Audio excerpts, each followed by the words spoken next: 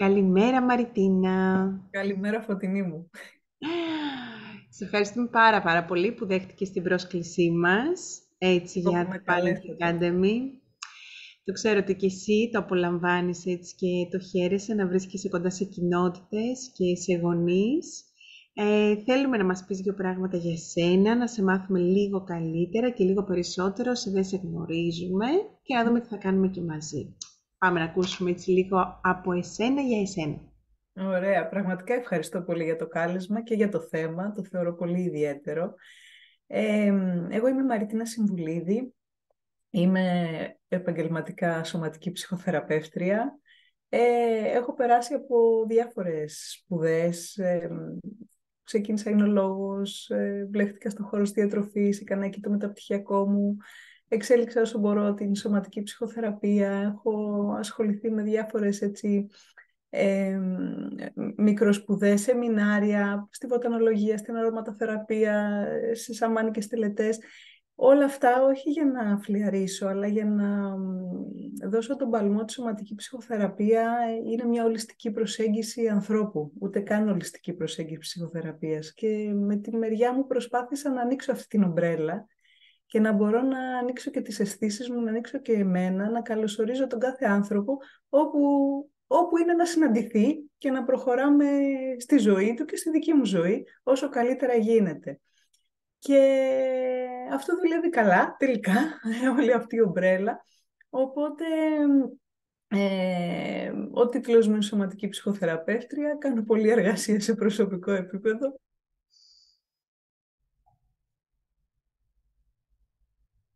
Πράξη, Μας κόλλησες λιγάκι. τι είναι θεωρία, τι είναι πράξη και πώς τελικά μπορώ να γίνομαι κι εγώ καλύτερη για τα παιδιά μου και εγώ καλύτερη για τους ανθρώπους που με εμπιστεύονται και για τα παιδιά τους. Και όλο αυτό κυλάει όμορφα, κυλάει έντονα.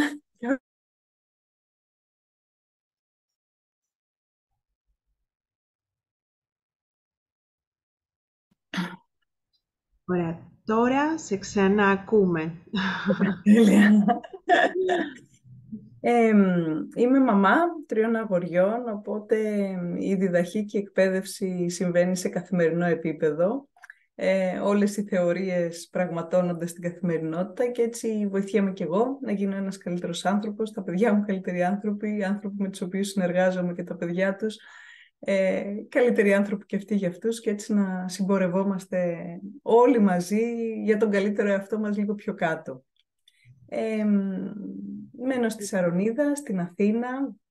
Ήταν και αυτό έτσι μια επιλογή των τελευταίων χρόνων, πολύ ιδιαίτερη για να κεντράρουμε όλοι πιο κοντά στο πώς θέλουμε να ζούμε.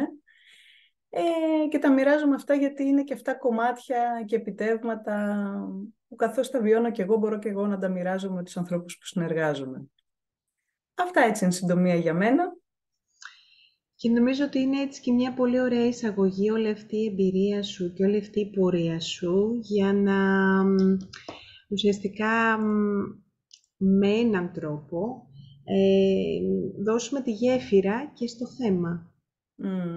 Το οποίο επιλέξαμε έτσι να σε φέρει κοντά μας, γιατί όλη αυτή η εμπειρία που μοιράστηκες, όλη αυτή η παρουσία σου, στην εαυτή σου, στο σώμα σου και γενικά στο κομμάτι της σωματικής ψυχοθεραπείας, για εμάς και στα δικά μας τα μάτια σε κρίνει ως έναν πολύ κατάλληλο άνθρωπο, για να δούμε και να ψηλαφίσουμε και να αφουγκραστούμε μαζί σου έτσι, τη θεματική ενότητα που έχει να κάνει με τη σεξουαλική διαπαιδαγώγηση, με τις διαπροσωπικές σχέσεις, με τη σεξουαλική αγωγή. Υπάρχουν και πάρα πολλά πράγματα έτσι, που υπόνονται, ειδικά Ναι. μετά το MeToo, και πολύ καλώς υπόνονται, γιατί προσπαθούμε να το πιάσουμε έτσι και να το αντιληφθούμε με πολλούς τρόπους.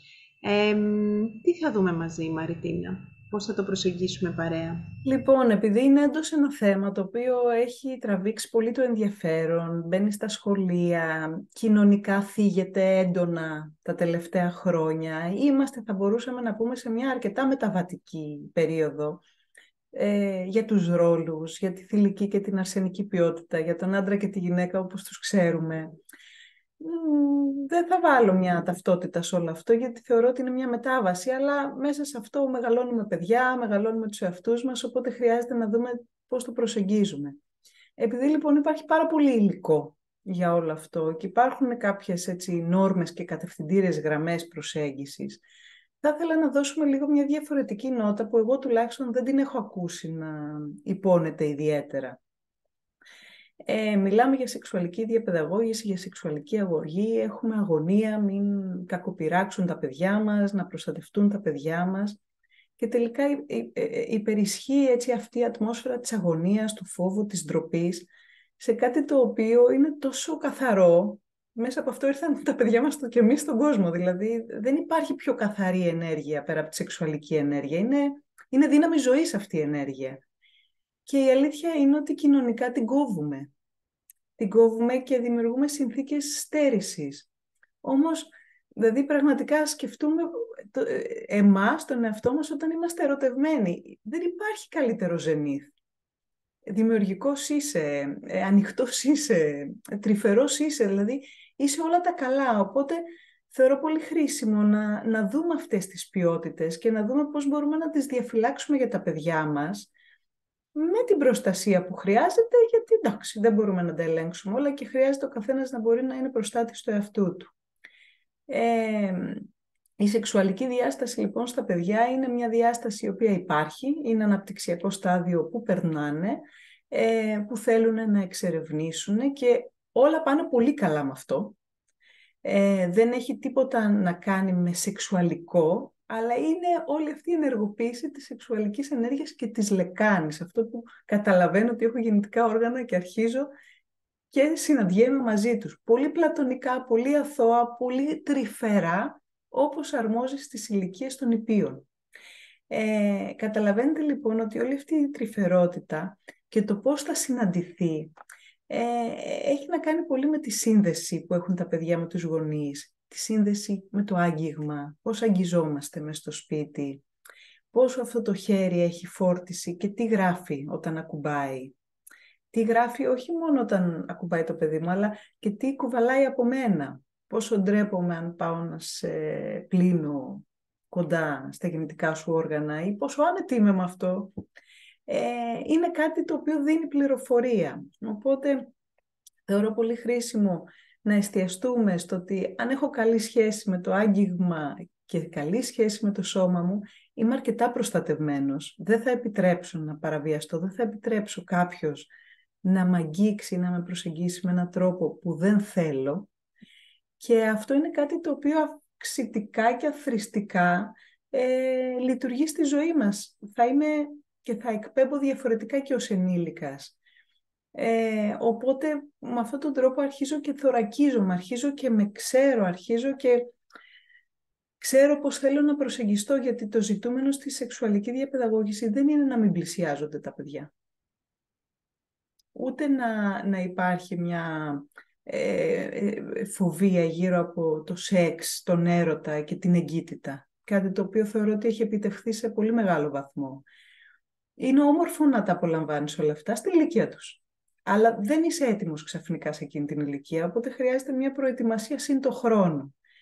Άρα λοιπόν το να προβληματιστούμε και εμείς οι ίδιοι οι γονείς, οι ενήλικες, τι σχέση έχουμε εμείς με τη σεξουαλικότητά μας, είναι ένα κομμάτι που θα βοηθήσει πολύ να μπορώ να προσεγγίσω το παιδί μου από εκεί που βρίσκομαι. Δεν με πειράζει που είμαι, αλλά να το προσεγγίσω από εκεί που είμαι. Μην χρησιμοποιήσω ταμπέλες και θεωρίες που δεν πρεσβεύω, γιατί εκεί μπερδευόμαστε. Οπότε, η σωματική αίσθηση, πώς είμαι με το σώμα μου, το άγγιγμα, πώς σχετίζομαι με το άγγιγμα, τα όρια, πώς ξέρω να οριοθετούμε και ξέρω να ζητάω αυτό που θέλω. Ναι.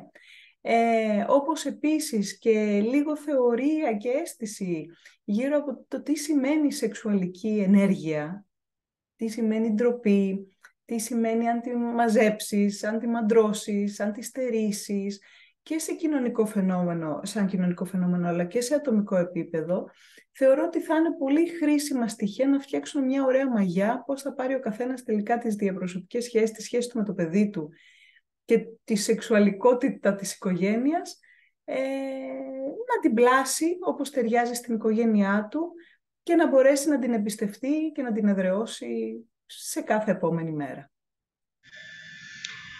Ξέρεις, ακούγοντας, φέρνω κι εγώ πάρα πολλές εικόνες στο μυαλό μου για διάφορα μικροπράγματα που σου δίνουν την ευκαιρία μέσα στην καθημερινότητα ή για διάφορες ευκαιρίες που ενδεχομένως σαν γονιός ο ίδιος μπορείς να χτίσεις και να μοιραστείς με τα παιδιά σου διάφορα πράγματα. Θα ήθελα να σε ρωτήσω κάτι τελευταίο έτσι, γιατί ακούγοντας μου εγείρεται έτσι αυτή η απορία.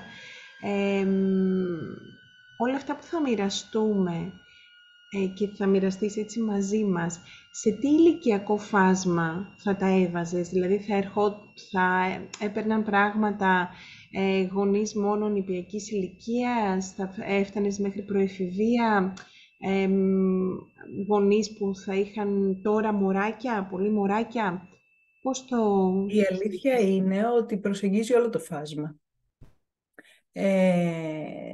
Θα αναφερθώ για το άγγιγμα στην βρεφική ηλικία. Θα κάνουμε μια αναφορά στην ίδια τη γέννα και στη σημασία της και στην αξία της όσον αφορά τη σεξουαλικότητα. Θα μιλήσουμε για την νηπιακή ηλικία που είναι το αναπτυξιακό στάδιο που ανοίγει όλο αυτό, οπότε υπάρχει έτσι μια αναμπουμπούλα ιδιαίτερη και μια πιο έντονη έκφραση σε κάποια νήπια. Πώς όλο αυτό υπάρχει σε μια ύφεση, αλλά εξελίσσεται σε όλη έτσι την βαθμίδα του δημοτικού και έρχεται πια πιο έντονα στην προεφηβεία και στην εφηβεία, που είναι πια μια ηλικία που όλο αυτό θα εκδηλωθεί πια σε πράξεις. Οπότε θα τα σπάσουμε λίγο σε βαθμίδες, ώστε κάθε γονιός που μπορεί να έχει παιδιά διαφορετικής ηλικίας ή που θέλει να πάρει πληροφορίες και για το μέλλον ή να γεφυρώσει το παρελθόν, να μπορεί να έχει σημεία αναφοράς, γιατί η αλήθεια είναι ότι τα ερεθίσματα αλλάζουν, η βάση δεν αλλάζει. Πολύ σημαντικό αυτό σαν επίλογο, θα το κρατήσω. Και έτσι μου έρχεται πολύ να αναφέρω και εγώ το κομμάτι του ότι η βάση όντως δεν αλλάζει, αλλά η βάση δεν είναι μια διαδικασία η οποία ολοκληρώνεται και παίρνεις, ας πούμε, ένα χτισμένο σπίτι, το οποίο δεν μπορεί να μεταμορφωθεί, δεν μπορεί να επανορθωθεί, δεν μπορείς να κάνεις πράγματα έτσι τα οποία μπορούν να βοηθήσουν και αυτή την εμπειρία. Όχι, η βάση πλάθεται και πλάθεται μια ζωή. Μη φοβηθεί ποτέ κανένας ότι αφού έγινε κλείσαμε. Τίποτα δεν κλείνει, όλα αλλάζουν, λίγο πιο εύκολα, λίγο πιο δύσκολα, δεν έχει σημασία, αλλά αλλάζουν. Σε ευχαριστούμε πάρα πολύ, Μαριτίνα. Έχω πολλή αγωνία προσωπικά, να ξέρεις.